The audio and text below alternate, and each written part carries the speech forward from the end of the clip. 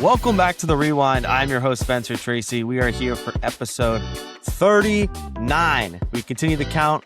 It's been more than a couple weeks, but we're not here to talk about why it's taking me so long to get episode 39 up and running.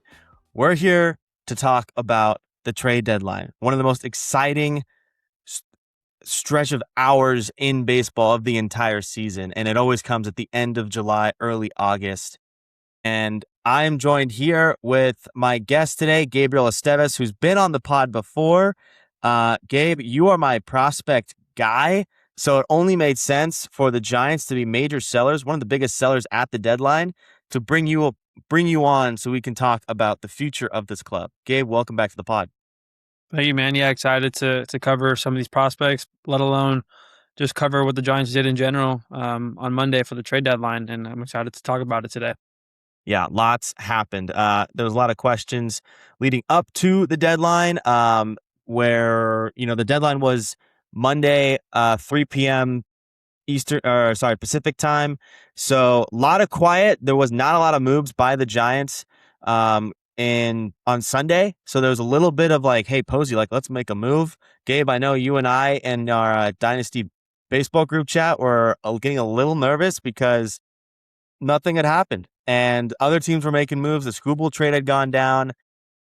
But Monday morning, we get the Giants move, I believe, 6 guys on their major league roster, 0 major league returners in any of those deals, all prospects, just showing all the reason that this team is built for the future. They're trying to switch something around. But Gabe, kind of your overall thoughts on the deadline here. Yeah, I mean, I think for the Giants specifically, I try not to be biased because, I am from the Bay. I am a Giants fan. But I think they did everything they could to fix their future and really focus on players that are going to help in the long run. And I'll give them a solid A for what they did. It sucks to see, guys that are homegrown go. Just for example, we have Ramos, I believe Eric Miller. And then obviously you got guys like Luis Arias, who you always support guys that choose to sign with us or a team. And then on top of that, they go out there, compete every single day, and give you everything they want out of a player. And kudos to Luis Arias. He's going to be missed.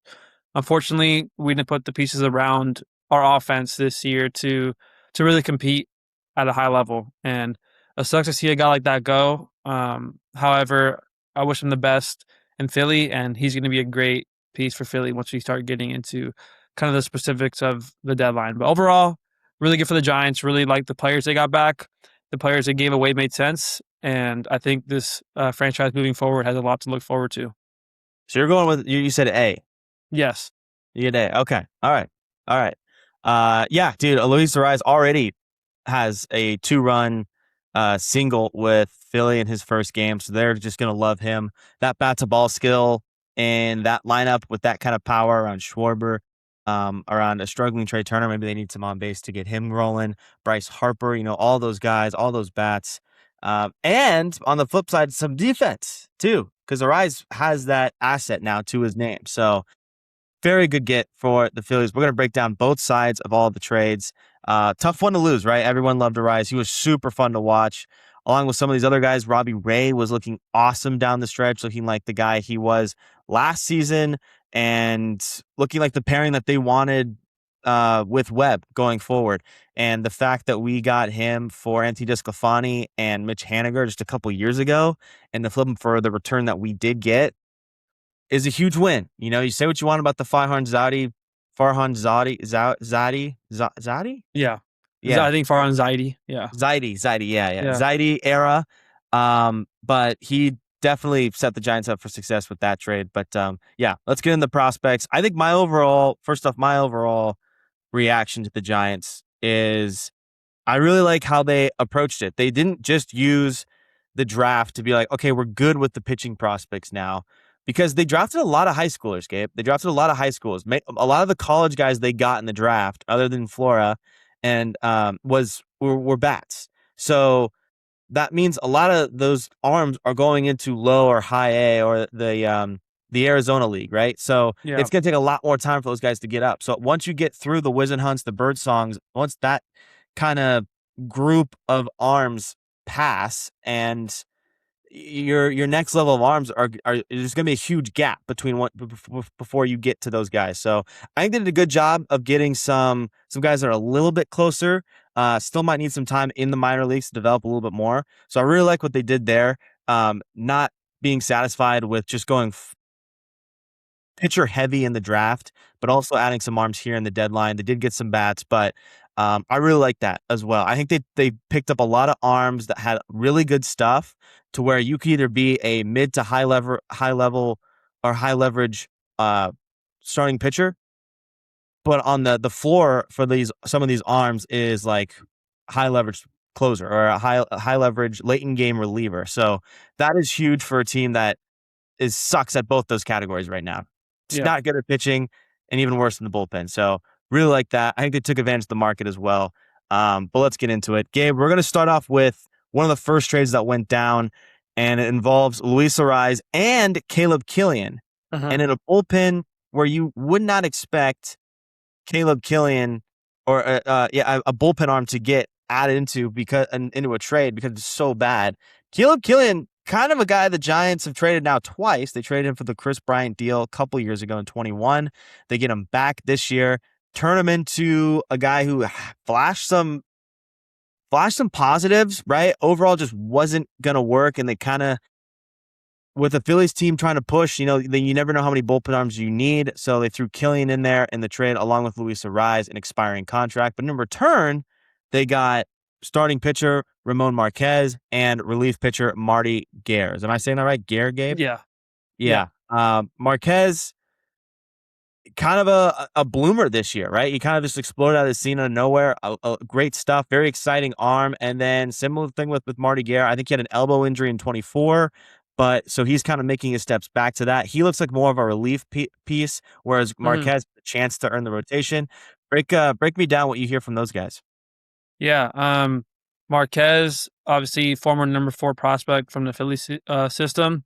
He is a right-handed pitcher with plenty of upside, and if we're able to develop him the way we're supposed to, along with his talent, then he should project to be at least a number 2 to number 3 starter in the MLB. So definitely exciting stuff there. And for his strengths, so this year so far, he's pitched 59 innings between low A and high A, and he struck out 42% of hitters to just 9% uh, of walks. And he currently has a 1.68 ERA, holding a 2.44 FIP.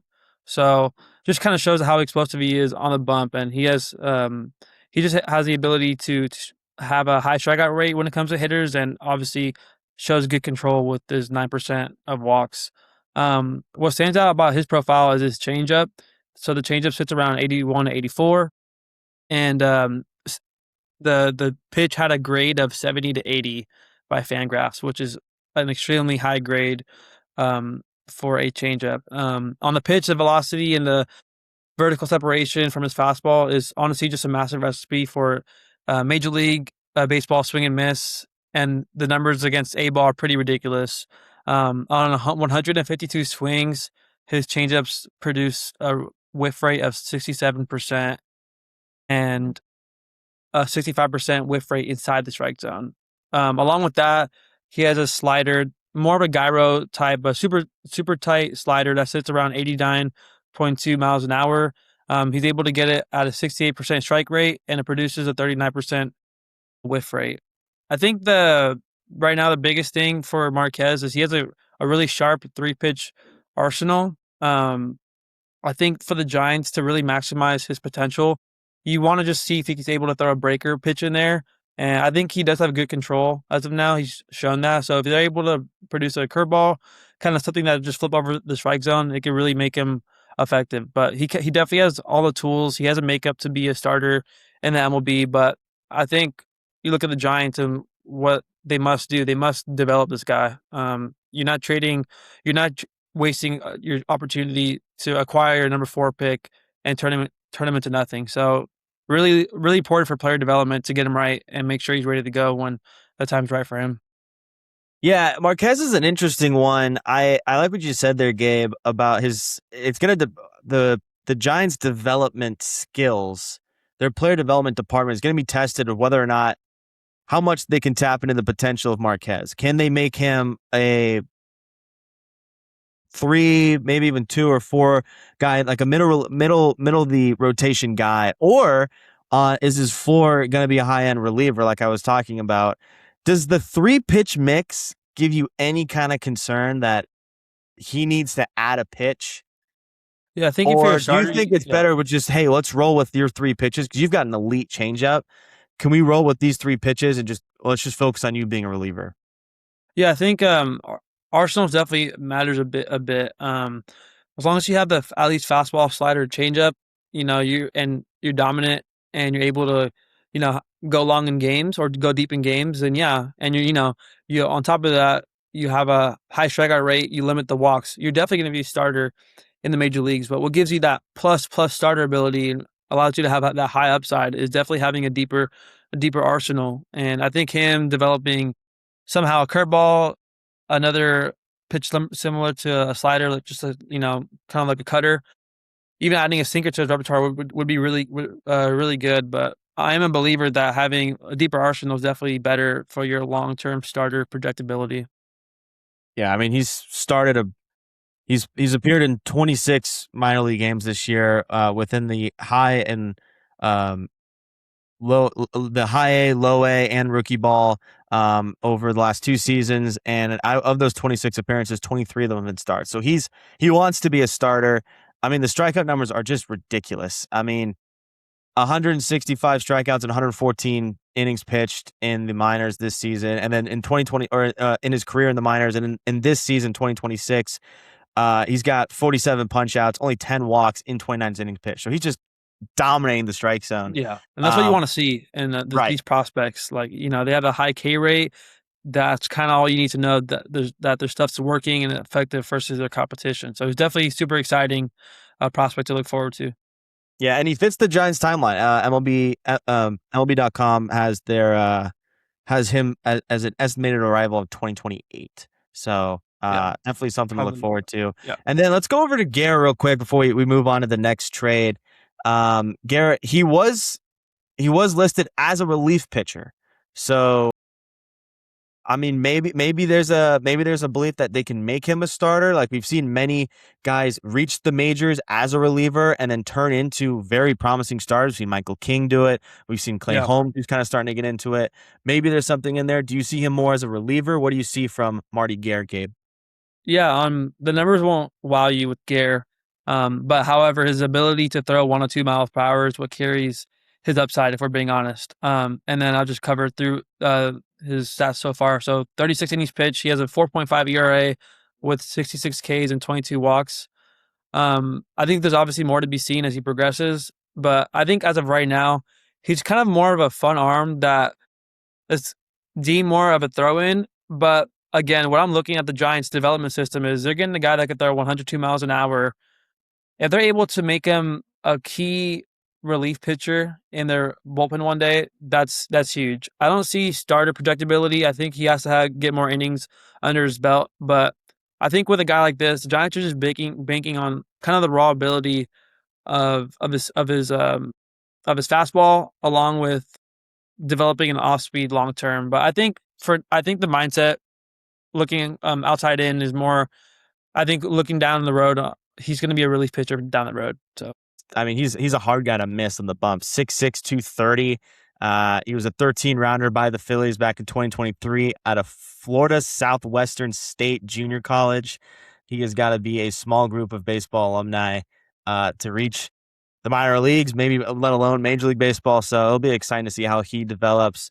Yeah, you can tell with that 6'6", with that 6'6" frame, that reach is going to get you at least into the mid to high 90s, and to sniff triple digits. Not only sniff triple digits, but kind of be able to sit there consistently is definitely appealing for because I mean, look at Jacob Mizorowski. I mean, this guy's a whiff king, and he is kind of just throwing fastballs yeah, almost all the like way too frequently that you would think a lot of hitters would just be sitting on it and just absolutely rake off them. But with how consistent he's able to hit 103. I mean, I think that's a big flaw in the Giants system is the swing and miss ability, just within the system and also at the major league level, which is why we see them struggle on the bump day in and day out, which is pretty frustrating. Yeah, Killian, obviously, he was one of the key parts of our rotation. Not giving much credit to how our rotation ended up being, or sorry, our bullpen ended up being. Obviously, I think Killian showed nice flashes. Kind of look at the Giants' development system again here. I thought he had a really good spring.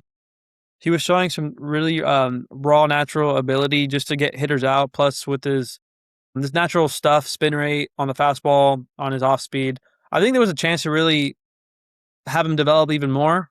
That being said, there was moments where he just not folded under pressure, but he wasn't able to compete in even counts. Wasn't able to strike guys out, and think we saw the flaws in his game as well. So I think if Philly wants to get the most out of him, I think he does have a lot of upside when it comes to just natural pitch ability. If they are able to use him as a setup man, a sixth inning man, I think that makes sense for them and really go a long way for them as well.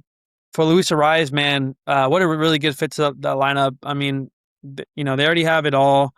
They have power, they have some contact guys, but adding Ariz there just keeps that line moving.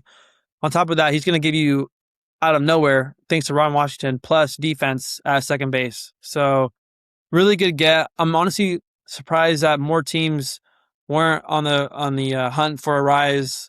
But that being said, too, I doubt a lot of teams were giving a top four prospect in their system away for a rise as well. So Giants really came up on a rise, but wishing nothing but the best. But I think he's going to be an absolute stud in that lineup, and I think this year he's showing a little bit more emotion than he has in the past. And man, when it's playoff time and they're competing, man, that's someone you want in the box for you. So that's my take on those two players.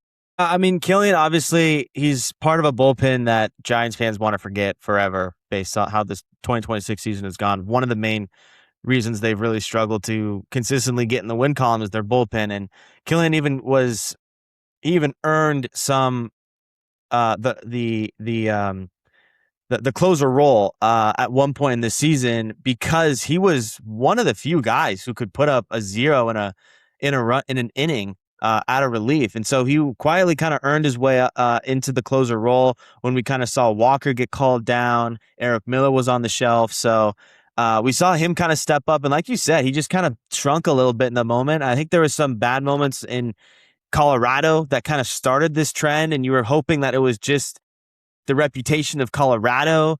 He had that obvious infamous where the Giants had like a 5 or 6 run lead in the ninth inning. They blew the whole thing. I mean, that was kind of like the start of the downward spiral, but it just kind of kept happening. And I think you're right. I think in Philly with that bullpen, they've got Duran is one of the best closers in baseball right now. He's locked up the ninth inning. And so I think if you throw him maybe first guy to the pin in some situations, you get him against like the bottom or middle of the order, I think he can really serve a success. He's a hard throwing right-hander. Like, why not if you're just going to toss him into the deal? He's got he doesn't hit arbitration until 2028, so he's cheap. And yeah, so like, why not? I mean, easy no-brainer. We already talked about how much we love Luis Ariz as well. For those interested, Ramon Marquez, who we got back in the trade, is the Giants' number 7th prospect, according to MLB Pipeline. And then I think Garrett made the top 30. But he's going to be called up pretty soon. So those things will be yeah. So the Giants got a top 7 guy in their system in return for a rental and for Caleb Killian. All right, let's move on to the next arm. How about Robbie Ray?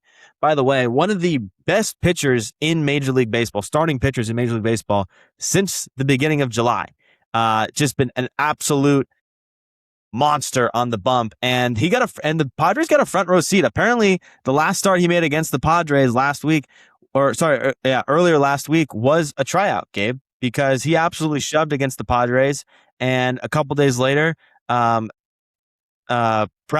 the GM for the Padres, goes ahead and makes an in-division trade, which we don't see too often because typically when a team's trying to trade away a player, they don't want to be able to see that player, right? They don't want them to hurt their own team. So Robbie Ray gets sent in a trade for right-handed pitcher Miguel Mendez, and in infield international prospect that the Padres signed last year for over $1 million, Joniel Hernandez. Gabe, let's start with Hernandez being a very interesting get by the San Francisco Giants and Buster Posey and his front office team to get a rental arm. Robbie Ray, very similar to Luis Ariz, rental arm. He's going to hit free agency next year, but the Padres really needed pitching. They really want to go for it. We know Preller can get very aggressive at the deadline.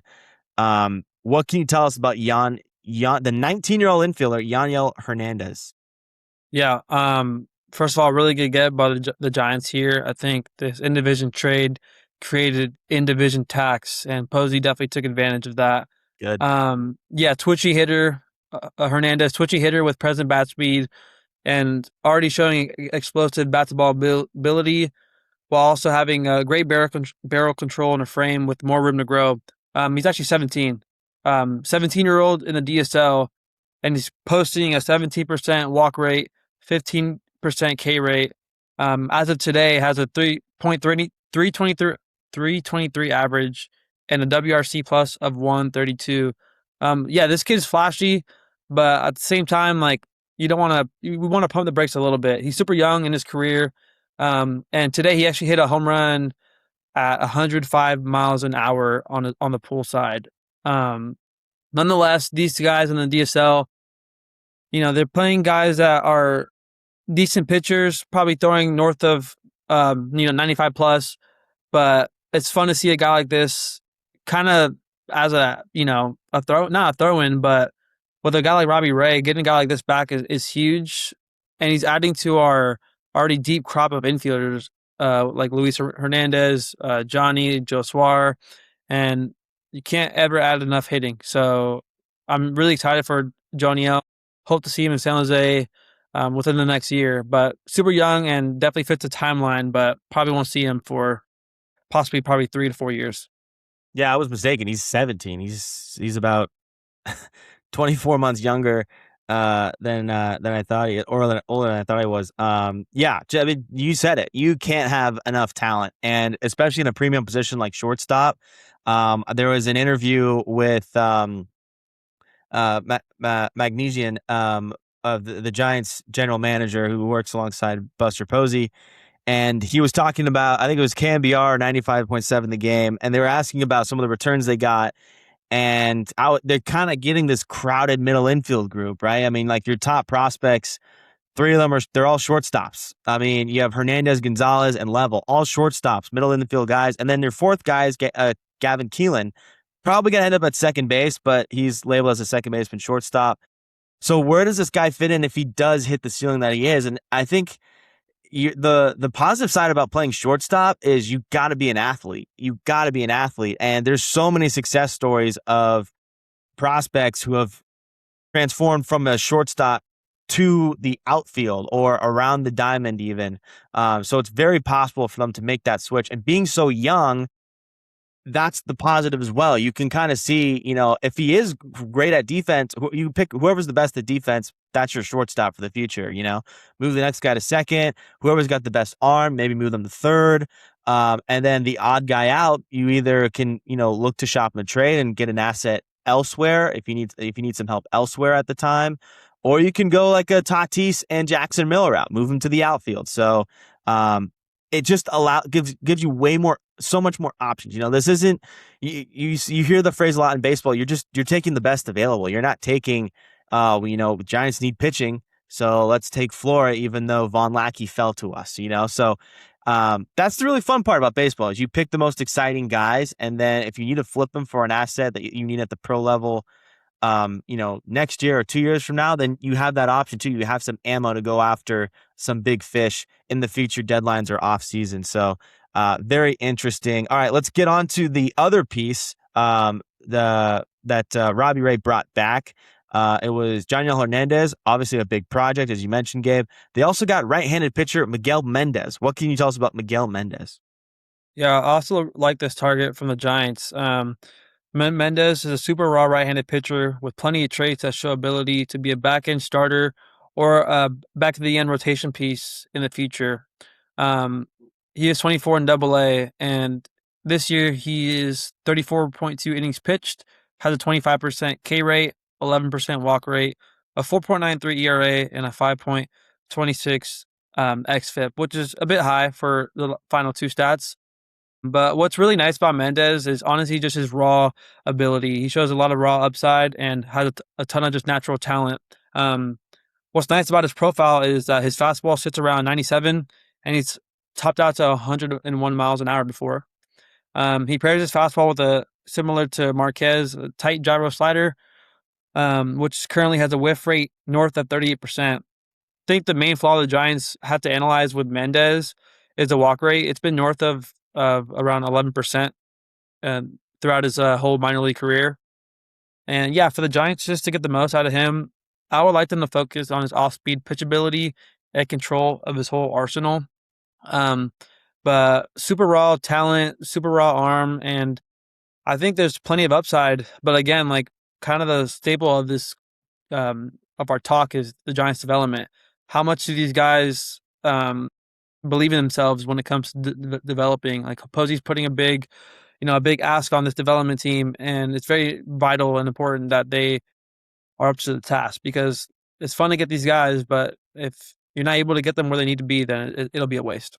I'm reading a little bit about his blurb on MLB pipeline, and a lot of what you said stands out. I think the other thing that it kind of rings a bell again. We talked about this as well with Ramon Marquez in the Luis Arias trade, but when Mendez was signed out of the Dominican Republic, just at 18 years old, he struggled his first four pro seasons, and it took him a while to get out of high A. As a matter of fact, it was he didn't get out of high A until last year. So he's already 24, and he's been optioned to high A Eugene, but it wasn't until recently he kind of broke out, and we saw the same kind of trend with Marquez, he had an ERA up in the fours, high mid fours, and then here he is this year. He's showing some elite stuff with that strikeout abilities. Kind of the same thing with Mendez. Plus, you have the high velo that's also very attractive and very successful at the highest level.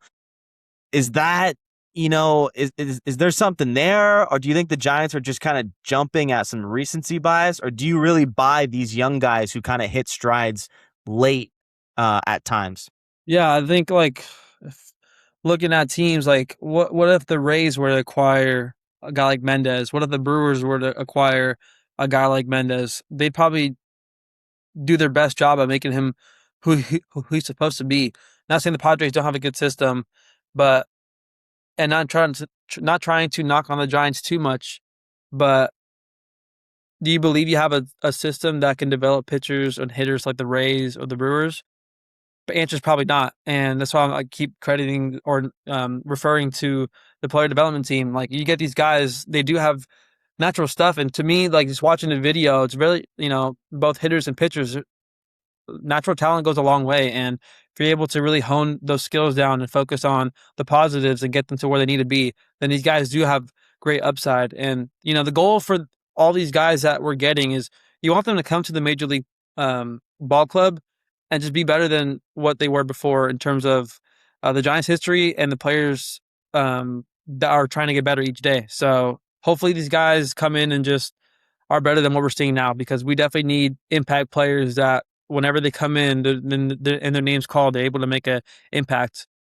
How does a team approach a pitcher where it's like we've got the velocity, we've got the stuff, we just need to figure out the control? Because there's been success stories around the league of guys who have figured that out, and obviously they rise to the top. And then there's been some stories about guys who that's just held them back and made them just a mid-level reliever for a couple years, and then they call it a career. How does a pitcher, how do you attack that? Does it depend on the player, or what's like the general Yeah, process?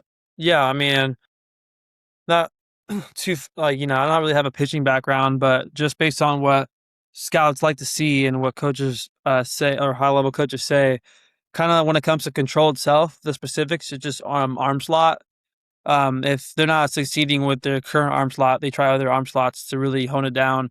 But I think number one is having command of your main pitch, obviously. So fastball, And then the next one is you have to have command of your off speed because you want to be able to throw that in any count. Whether it's, even counts, you're behind, and as a pitcher, you want to be creative on the bump, but you also want to have good control too. So I think when it comes to the specifics of control, mixing in arm slots and making sure that first pitch is on command. So scouts do like to see both when it comes to command. They like to see the fastball command, and it's a must if you have that off speed command. If you don't have off speed command, they will write you off. So it's very crucial to have those two things. Interesting. The fastball command seems to be more fixable than the off-speed command. Yeah.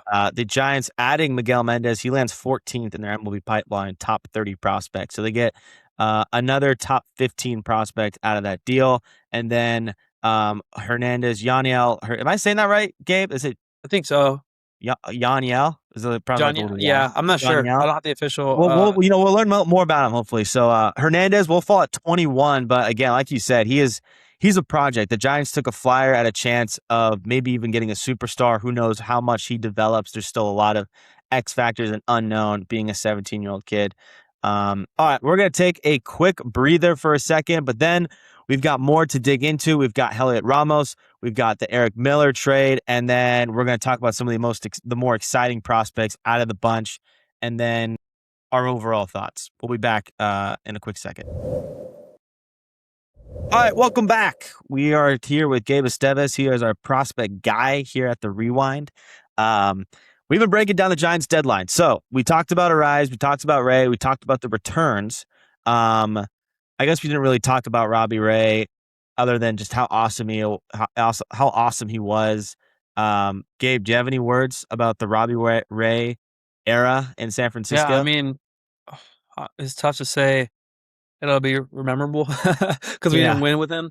But I think he's a player that showed up and did his best for us to keep us in games, let alone win games. I mean, he was really dominant this year. I believe, correct me if I'm wrong, 36 years old, I believe, 34 or 36, one of the two.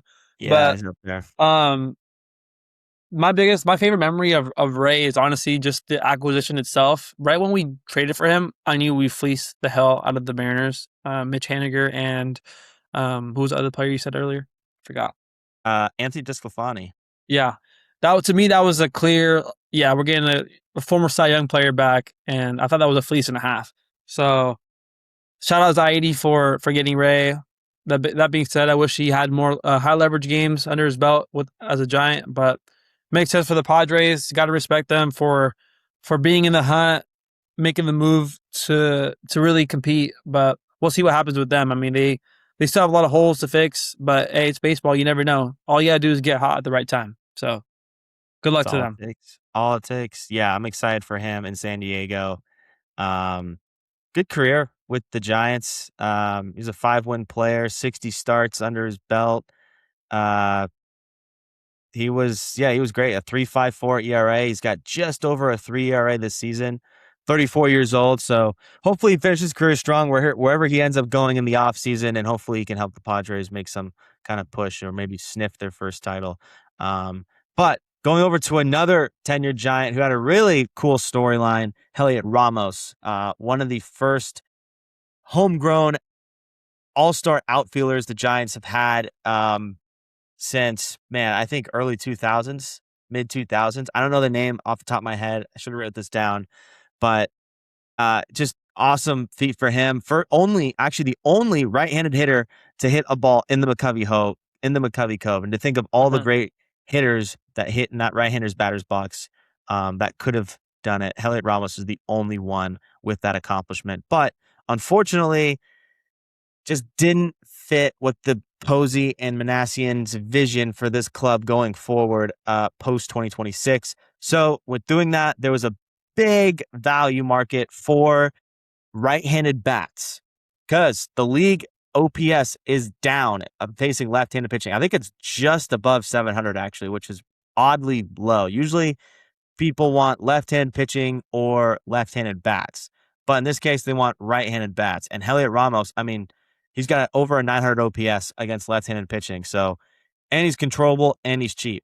So, the Giants within the last like hour of the trade deadline, ship Heliot Ramos out to the Bronx of New York for left-handed pitcher Henry Lillane and infield prospect Caden Kent, the son of now San Francisco Giants Hall of Famer Jeff Kent.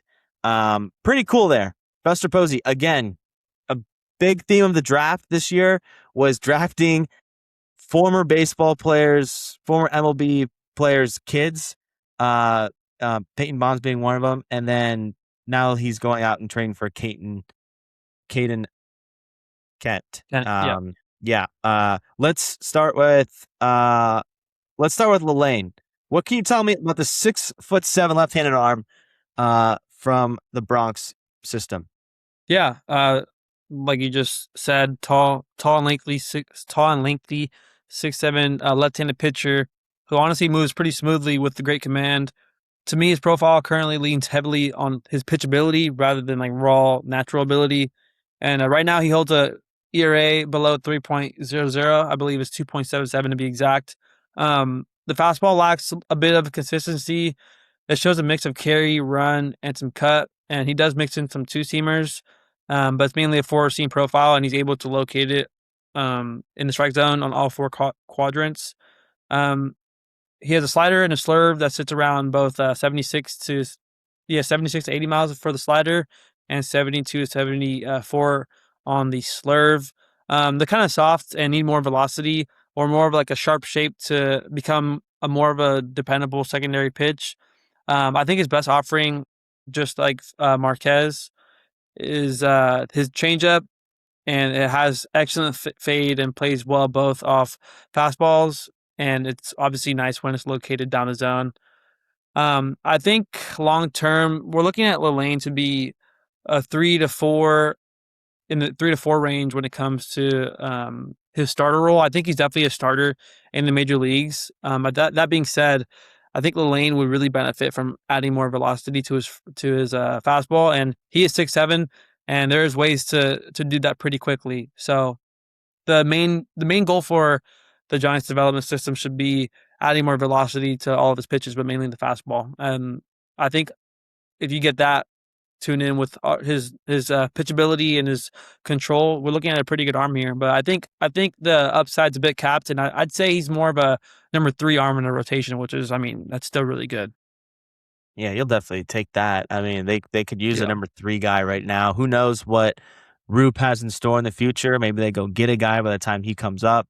So there's a lot of factors that come in based on how well he develops in the minors. At 6'7", man, yeah, you can dream on some pretty nasty stuff from Lillane coming from the left-handed side. A little bit of a funky delivery, but I really like the way he attacks the strike zone based off some of the video that we've seen Yeah. from, Baseball America. They post all about all these prospects who get traded. So if you're fascinated by all that stuff, definitely go check them out. Or there's a ton of prospect media outputs that put all that stuff out there. But Lillane, I think he really attacks the zone. He likes to go fastball, all in and out of the zone as well. Then he can get you with his off speed that he pairs mainly with his changeup, which seems to be a big theme right now. We talked about Roman Marquez had a really nasty changeup. I think that was grade 70, which is crazy. Lillane being at a 60 just kind of shows you how good it is. But definitely, dude, 6'7", and all you need to do is tap into some velo. Very possible. I've seen many guys tap into velocity. Cam Schlittler is a guy like that. I mean, he was sitting low 90s, and now he's one of the better pitchers in baseball. Hitting, well above 90, high 90s. So there's some stuff to dream on. I think this guy is a get where Posey just saw the potential he could bring, and pairing that with Oracle Park. Because dude, looking at all these moves, man, and going after these pitching, going after this defense, it's like the two biggest thing this team sucks at this year is he has completely struck out on his vision of this team. And so he's kind of doing that through the farm system now. He's going back to how did this World Series dynasty get built? You had Belt, Crawford, Posey, Lincecum, Bumgarner. All those guys have banners in San Jose because they all were grown within the system. The Giants need to get back to that. They're not the team. They're not the organization to go trade for McCutcheon and Longoria and throw them in the lineup and just hope they can get back to their dynasty run, or go get Devers, go get these big bats, and throw them. They got to go back to the homegrown guys, and I think they're going that way. He's going after a bunch of these arms, and if he's like, hey, you know what? If I strike out on a couple of these guys, fine. But if like a guy like Lane can be a pivotal starter for me, behind Webb or whoever they have at the top of the rotation, or even Marquez, with all this stuff, these pitches, if they can just get unlock one more skill set with these guys, man, your dreams kind of become a little bit more like reality. And I think that's what Posey's banking on here, is if he can just get all the chances, all these opportunities to find a superstar, he knows he can find one, and set him up for success. So I think Lane's one of those guys where we can kind of dream on this. We can kind of dream on what he could be. Whether or not he is that, we'll have to tell. Time will tell. That's the frustrating side of prospects. But I think he's a fun arm. He's a lefty. I have some Yankees friends that were a little upset with this deal. Heliot Ramos, not a good defender, can really only hit left-handed pitching. And I mean, he's not slow. I wouldn't call him unathletic and slow. I mean, he's still a pretty young player, but not someone who's you can rely on, speed-wise, really. But really, he just brings power against lefties, and he's a pretty hot and cold hitter. So I think the fact they got Lane and Kent from him is a pretty good win, something to be excited about. Let's move over to Caden Kent. What do you got on Caden Kent? I actually don't know much about him, Gabe. Yeah. I'm not gonna lie, going into this, I didn't either, so I had to do some quick research. Yeah. But definitely after watching film and just looking at his stats right away, I think has capped upside. But he also fits kind of what the Giants are looking for and kind of what this new regime is kind of wanting hitters. He's a guy who finds holes and consistently puts the ball in play. He currently holds a 8.2% walk rate and a 16.1% K rate, which is, I guess, for his profile, moderately high. You want to see that closer to the 10% range and the walk rate a little bit higher, or match with the strikeout rate. But he definitely has minimal power, and currently holds a .792 OPS. But like I said earlier, he consistently puts bats to ball, and he has an 81.7% contact rate on pitches he swings at. Not a ton of upside here, but nonetheless, just kind of fits what the Giants are looking for in hitters. And I guess going a little bit ahead here, last year they acquired Parks Harbor, and kind of and he was in the Duvall trade, and at the time that's someone I wasn't too knowledgeable about as well. But looking forward to now, Parks Harper is batting north of 360 in AAA. Granted, it's a hitters league, but I guess with some of these hitters, you just never know what they could become. So why not take a dart throw on a guy like Kent, who kind of fits what the Giants are looking for in terms of hitting profiles. No, yeah, absolutely. Yeah, it's kind of fun that he's obviously Jeff Kent's son. Something to dream on, and something to look forward to. His ETA. What do you know? What his ETA is? I'm gonna say, I mean, I'll give him 28, but probably 29 if everything. Yeah, hits. okay. Pipeline has got him at 28. Bigger kid though. 6'2", 200 Yeah, pounds. that's not Bigger bad. kid. So that one will be interesting to kind of follow. I don't know if I have as much expectation to some of these other guys.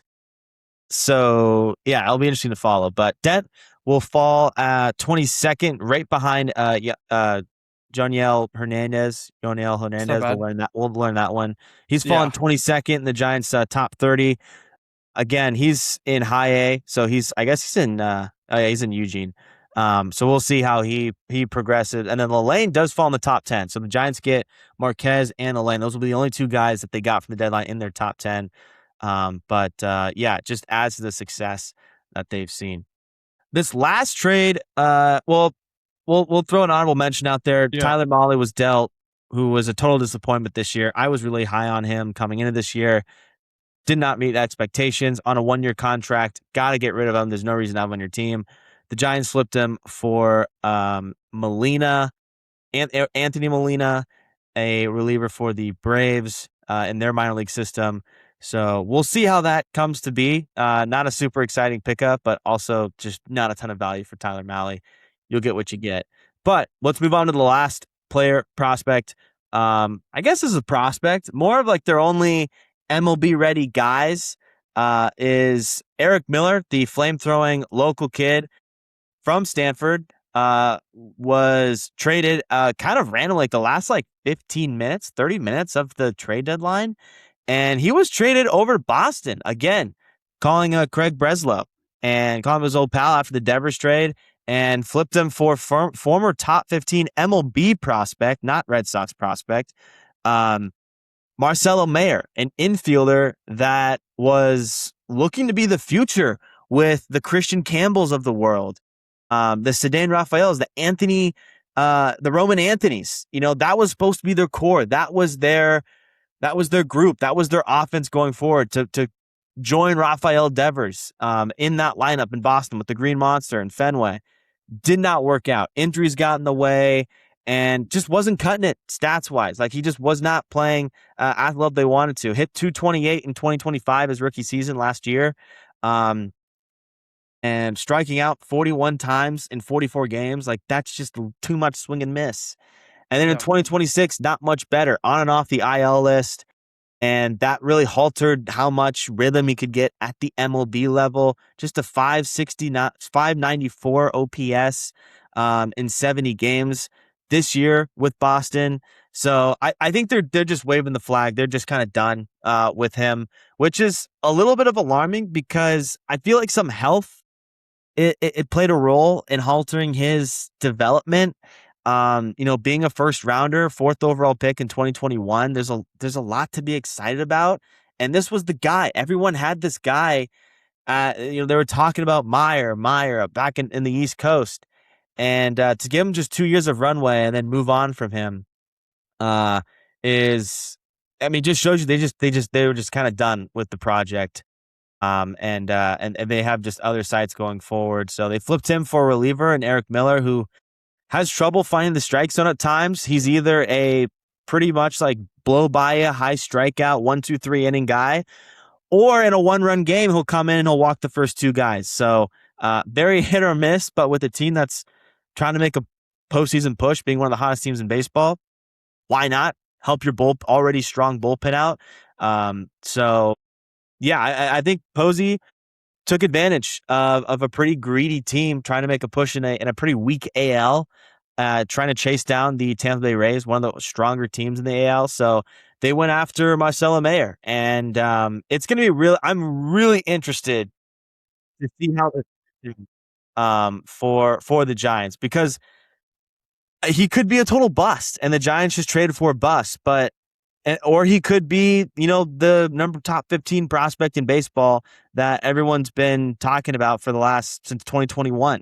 So that's gonna be interesting. I really don't know what to expect. I kind of want to just have him create expectations for me. He's on the IL right now, so he'll have to come off the IL and he'll get some run. That's the beautiful part about the Giants trading away an all-star left fielder, second baseman, and a couple relievers in their bullpen is it opens up a lot of runway. Matt Chapman might miss a lot of time. So there's like half the lineup card that's open for guys to take over and get some runway. And I think Mayer is going to be one of those guys. So I'm very interested to see what he has to bring to the table. Whether they change his game to more contact-based or they try and jump into some of that power, use that left-handed bat to take advantage of that wall in right field at the ballpark. Yeah, Gabe, do you have any thoughts on Mayer? I know you said you and I both really didn't know too much about him, because Yeah. we thought he was going to be a Red Sox, man. Yeah. I don't know if I'm going too ahead here, but it's my favorite trade of the whole deadline from Wow. Posey. Yeah. I think right when I saw it, I was so excited. Number one reason I was excited was because if I'm the Red Sox, you're trading a guy that, yes, he's not producing.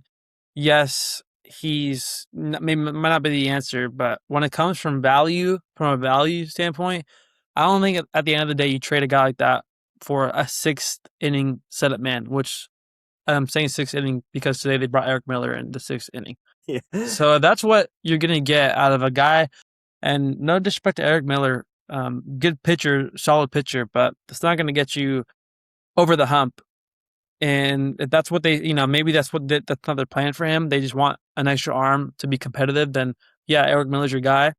But to give Marcelo Meyer in a deal, I think it kind of like, in a way, it's kind of disrespecting his upside a little bit. I think this is the guy like this is like a free dart throw, in my opinion. If the Giants are able to figure out his swing and miss, because that's the main problem right now with Mayer, they're able to figure that out and make him a player that has competitive at bats. You never know what the upside can be, because at the end of the day, I think he went what, top 3 or top 4 in the He went MLB fourth draft. overall. Yeah. Yeah, so he went top 4 in the MLB draft a few years ago. The talent's there. He kind of just has to put it together. And if a player like that puts it together, you're pretty much getting a player when it comes from a value standpoint. You traded a relief pitcher for a productive everyday player potentially. So I think the Giants really really have a high upside dart throw here that can lead to big things, and you never know. So personally, it's my favorite acquisition of the deadline. It's always fun to get young MLB guys, and you never know what a new fit can do for any player, but especially a guy like Mayer. And I'm excited to see. Hopefully, there's a chance he might not be on the major league roster this year. He might tweak some things up in AAA. Personally, I would like to see him on the MLB roster, because the AAA league, um, as I understand, it's just a hitters league, especially Sacramento. It's a hitters ballpark. We see it with the A's. We've seen it there for Sacramento for years. So I think it's best for him to get some MLB reps. If AAA is an answer, then so be it. But really like Mayer, and kind of have high hopes for him. Yeah. I don't know if this is, I haven't looked into Boston media. I don't know if they're seeing us, hype up Mayer because his name has, all that number 15, top 10 prospect in baseball, still kind of tied to his name a little bit. So I don't know if they're laughing at us because they've been through the Mayer experience. But again, only for 2 years. His kid's 23 years old. I mean, there's still something in the tank, maybe. So there's only one way to find out. Yeah, it'll be interesting to see if they move him down to AAA, get some momentum offensively, or if they just bring him up, because they might have third base open. Chapman is already going to Philadelphia to see a specialist on. I don't remember what injury he has right now, but yeah, he's going. He's getting it out. He might miss the whole season, so it'll be interesting to see what he does. Um, I like him flipping in at third base, Gabe. I mean, I'm looking at his profile, and it kind of seems like the arm strength is there, but he's not as quick. I talked a lot about being athletic as a middle infielder. Doesn't seem like he has that athleticism. He's still, he's young and he can be quick. He has a good first step, but he doesn't have that Tatis athleticism. Now I know that's elite, but his kind of skill set seems to be really fit for third base. I mean, he's got the picket defensive skill set to be a shortstop, but he's not exactly quick enough. That screams third base. Like, is that not Matt Chapman? Athletic, but like kind of a little awkward at short with a really good arm. yeah, I think with the vacancy of Luis Rise, second base spot is a little bit more open. But I think, yeah, short term he could probably fill in at third. Um, but yeah, I think long term, if everything goes well and we need an immediate bat next year, he could. To me, he's a second baseman that is kind of ready to go, depending on who's there next year with who's on our roster. But I think looking forward to next year, if all pans out, yeah, I think he could be a second baseman, because obviously we saw Chapman, Casey can play third base. So I think he fits in personally better at second base because of the kind of the positional clogs that we kind of have already going on. This is where I'm going to disagree with you, Gabe. I like him at third and then Casey at second. But I see what Okay. you mean with uh Casey at Well, third, because Casey, he does I'm not play a even hell of a thinking third base. Casey. I might. There's the thing with Casey. I don't even think he's going to play the infield. You think they moved him to short to left field? I mean, there's a chance. I That's the only reason I know why. he's like I just think like you turn a Gold Glove defender in the infield into Yeah, it's crazy. Don't get me wrong. what is he as a like he's a like what is he a good like he's a good or okay, like good or average in my opinion, He gets the right job around done. that range, He you gets the know? job done. Like he's better Yeah, than, I don't know. Like, you'd rather have him over Kyle Schwarber in left field. for sure. So Right. Him or I'd rather have him than Ramos. right? Exactly. Yeah. So that's why. I mean, you're not wrong. Like, yeah, Casey is second all day if you actually comparing the positions between him and Marcelo. But I'm just getting it in a more of what the Giants are seeing. You still have Chapman. Doubt he's going to get moved next Sure. year. Yeah. So that's he's locked at third. That's why I say Meyer at second. Unless get rid of Willie, put Casey at short, then that makes Meyer at second even more viable. But yeah, I see what you're saying too. Like, definitely would rather have Casey at second for sure. Yeah. I really think the X factor for him is going to be health. I mean, if you go down his rabbit hole of his career, even just in the minors, I mean, like it's like he hits 337, with the 414 on base percentage, gets hurt, and then he's hitting 190. He's hitting below the Mendoza line with a 256 on base percentage. Rebounds in 2024 and then misses 2 months, ends his season early with another, lumbar strain. So it's becoming a little too repetitive. Um, I don't know how much it's in the Giants' control to like wrap the guy in bubble wrap or cushion him or go eat. Maybe they go like he give him more days off. I don't know how you do that. I really don't. I'm sure there's some ways, but it's gonna be interesting because that just seems to be the biggest Achilles heel for him. And I think once you solve the injury problem, you'll get the full picture of what Marcelo Mayer can be. And until you do that, I don't think we can really understand how good of a player this guy is at the major Yeah. league level, which again is why you said this is a free dart throw because you're getting this player and what he could be still for an Eric Miller who, I mean, couldn't even win a closer job for one of the worst bullpens in Major League Baseball. So like you take that any day of the week. Yeah, All right, I'm gonna yeah, credit last no on that. Just a fun. Gonna credit Matthew. I don't know how to say his last name. Matthew Knauer on Twitter. He's great for Giants coverage, especially on Twitter. But he states the Marcelo Meyer Eric Miller swap is my favorite of the day.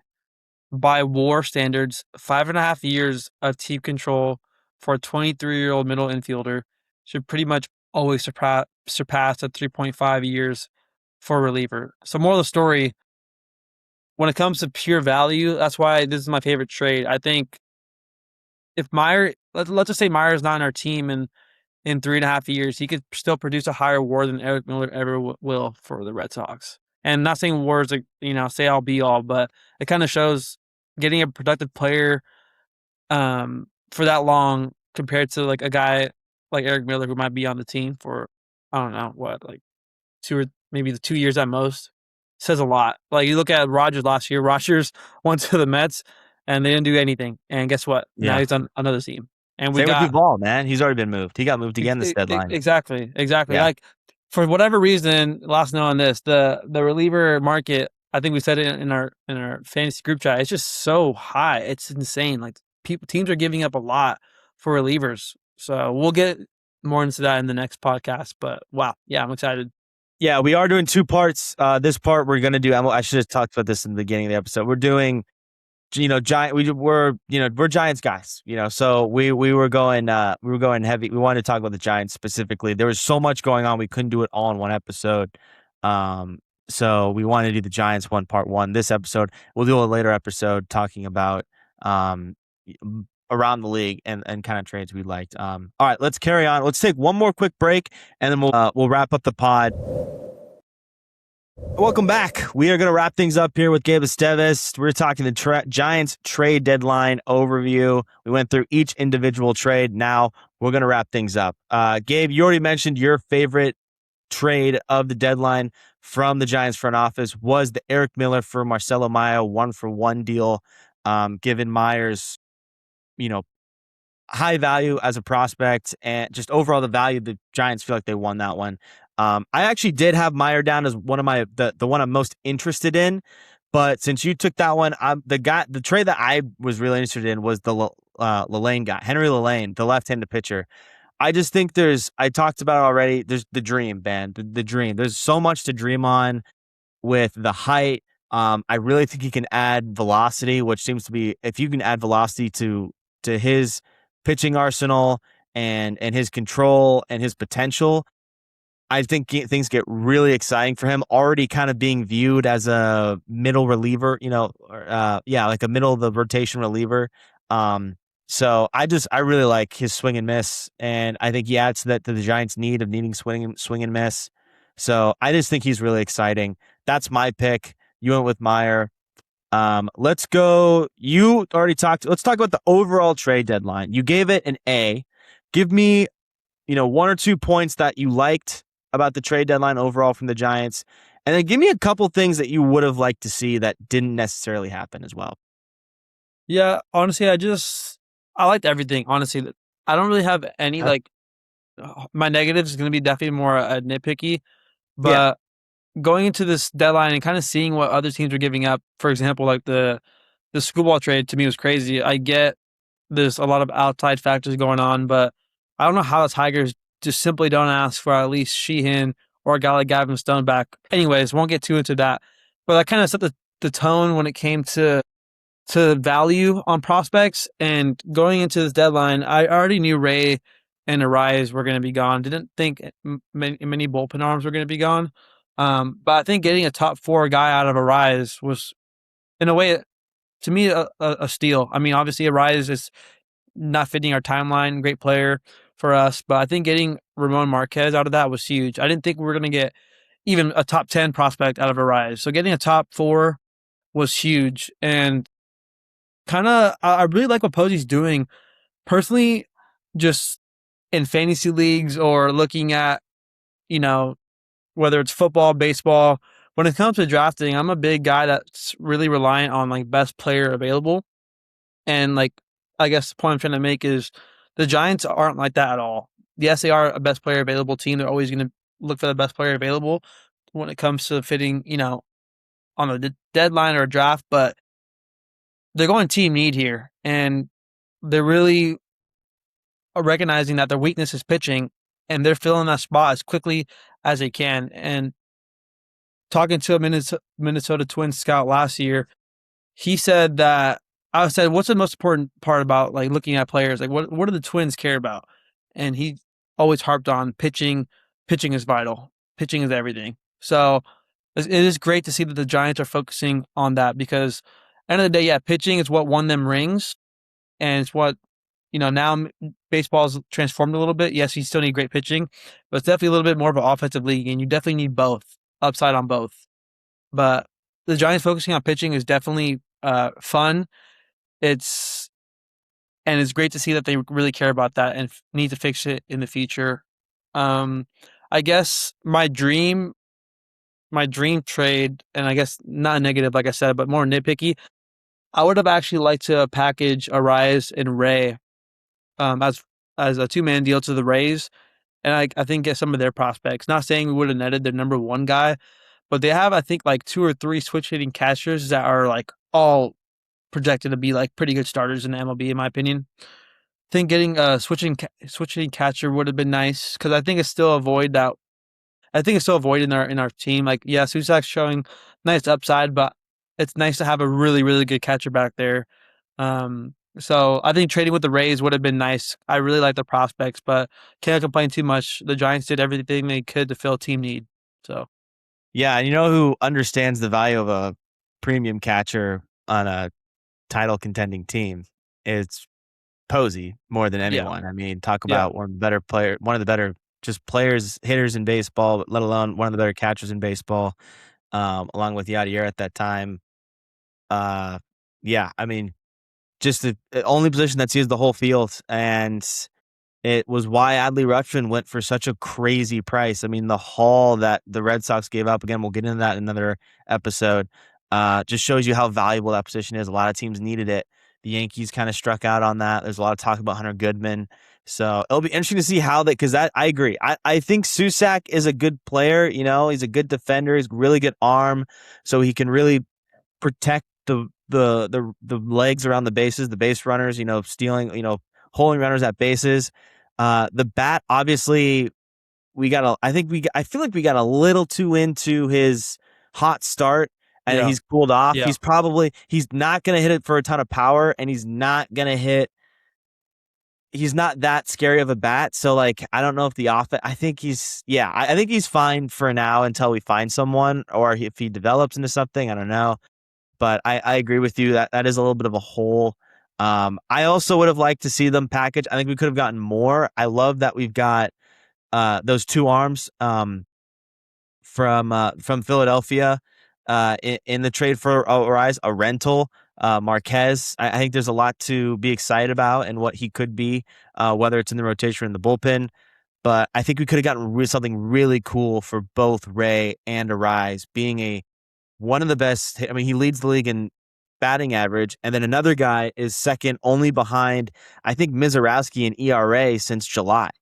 Uh, Yeah. so I mean, those are two very valuable players, and they're very important to a title contending team. So that would have been interesting for me. I think my favorite part was the Giants went after prospects that were kind of finding their groove. I asked you about that earlier, and I think there's a lot of those guys can be good good arms that to compete for rotation spots in the middle of the order or middle of the rotation, or even maybe flirt with the top of it. At worst case, make a 5-man rotation pretty deep. And I think worst case, the stuff is so good that you find some solutions to your bullpen going into like 2028. And I think that's really important. That's probably the biggest lesson the Giants and Posey have learned this season is how important building that rotation or bullpen is. So I really like that even if they do miss on some of these prospects and their full potential, they can really land a pretty exciting reliever. And I think that's really, really good given for what we gave up.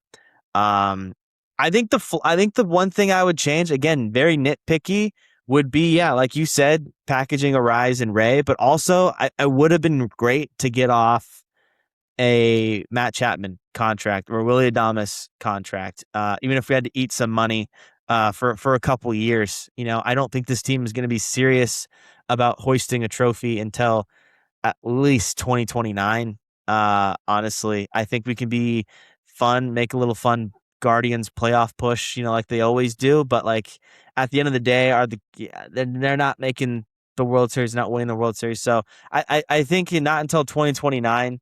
So I think it's fine to eat some of that money. I don't want to see Devers go. I think we're starting to see him Yeah. be an awesome player. And so Chapman or Adames opens up that shortstop third base position for, to play around with Schmidt, play around with Mayer a little bit. What does Basabe have based on kind of what his resurgence? Yeah. So I think that would have been kind of cool. Yeah.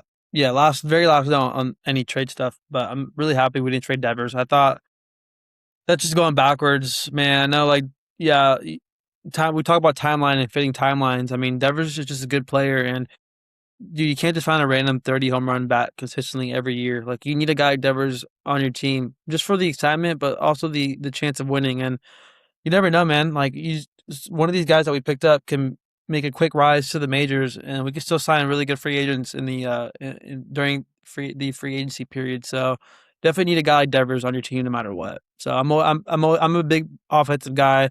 You definitely need good hitters, and if this team had above average pitching on both ends, starting and relief, you never know what could happen this year. You probably closer to 500, and if I'm being a little bit more delusional, you're probably way above that. So this offense was legit, and it had a chance to be not special, but a winning offense. So it sucks to see it go, but it is what Yeah. it is. Yeah. Yeah, I'm a fan of the Devers. We're running out of time, Gabe. We were going to dig a little deeper into the system. Uh, Gabe, if you have anything that you really wanted to say about the system, you've got 60 seconds. Yeah, the system is, I think going into last year, it was probably 20 to 30. No bias. It's top five. I think it's legit. I think we have guys that can do everything, hitting wise, pitching wise, and it'll be fun to see. But Giants development team, lock in. First time in our lives that we get to experience a exciting farm system for the Giants, by the Yeah. way. Yep. because I don't know about you, I was not super excited about the call up of Buster Posey and Brandon Crawford when in 2010. When I was 8 years old, didn't really know much about younger guys like that. Uh, Gabe, thanks a ton for hopping on, dropping some prospect knowledge on us, getting us hyped for some of the guys that we're going to see in a couple years. We will have a part 2 with Gabe, and we're going to break down more outside the Giants trade deadline, other teams and how they did, our favorite prospect returns. Stay tuned to that. The best way to do that is to follow the Rewind at the Rewind_pod.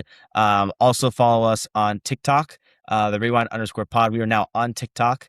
Nice. So sure to give that a follow. And then be sure to follow me on Twitter, Spencer J Tracy 19, and follow Gabe on Twitter, which is Gabe Prep Scout. Gabe Prep Scout. Yeah. He's got some cool stuff. Thank you all for listening, and I will see you next episode.